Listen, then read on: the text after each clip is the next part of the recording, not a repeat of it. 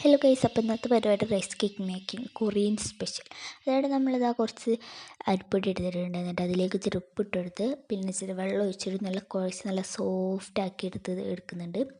നല്ല സോഫ്റ്റ് ആക്കി എടുത്താൽ നല്ല സോഫ്റ്റ് ആയിട്ടുള്ള റൈസ് കേക്ക് കിട്ടും കേട്ടോ.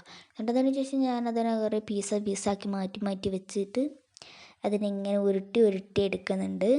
ഒരു നീളത്തിൽ ഉരുട്ടി എടുക്കുക കേട്ടോ. അതാണ് നല്ല റൈസ് കേക്കിൻ്റെ ഷേപ്പ്. അപ്പോൾ നമ്മൾ അങ്ങനെ ഉരുട്ടി എടുക്കുന്നുണ്ട്.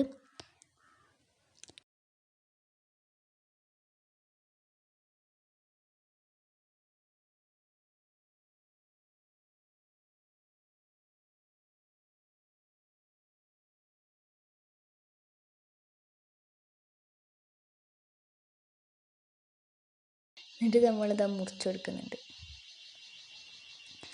മുറിച്ചെടുത്തതിന് ശേഷം ഞാനൊരു പാത്രത്തിൽ വെള്ളം എടുത്തിട്ട് വെള്ളം ചൂടാക്കാൻ വെക്കുന്നുണ്ട് കേട്ടോ.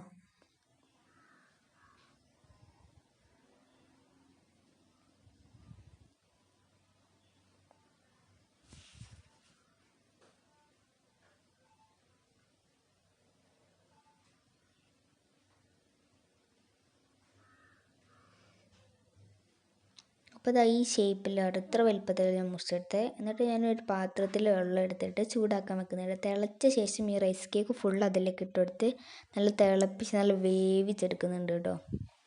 അത് വേവുന്ന ടൈമിൽ നമുക്ക് കുറച്ച് പച്ചക്കറികൾ മുറിച്ചെടുക്കുന്നുണ്ട്. ആ ടൈമിൽ റൈസ് കറണ്ട് പോയിട്ട് സാരമില്ല, നമുക്ക് അഡ്ജസ്റ്റ് ചെയ്യാം.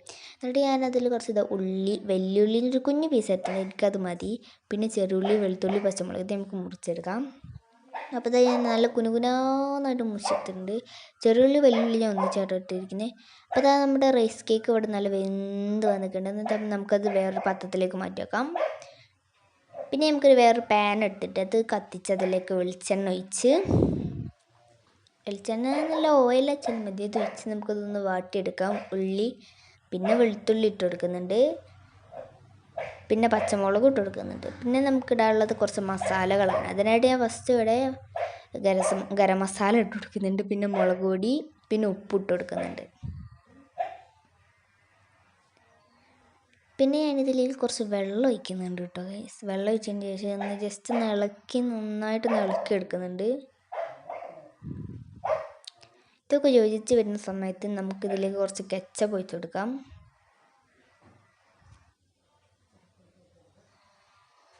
ഇതാവശ്യത്തിന് നല്ല ഒഴിച്ചിട്ട് നമുക്ക് നല്ലപോലെ ഇളക്കിയെടുക്കാം.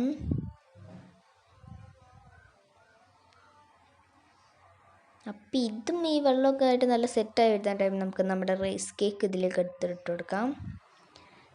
പിന്നെ നമുക്ക് റൈസ് കേക്കിനെ ഇതിലിട്ട് നല്ലോണം ഇളക്കിയെടുക്കണം ഗൈസ്.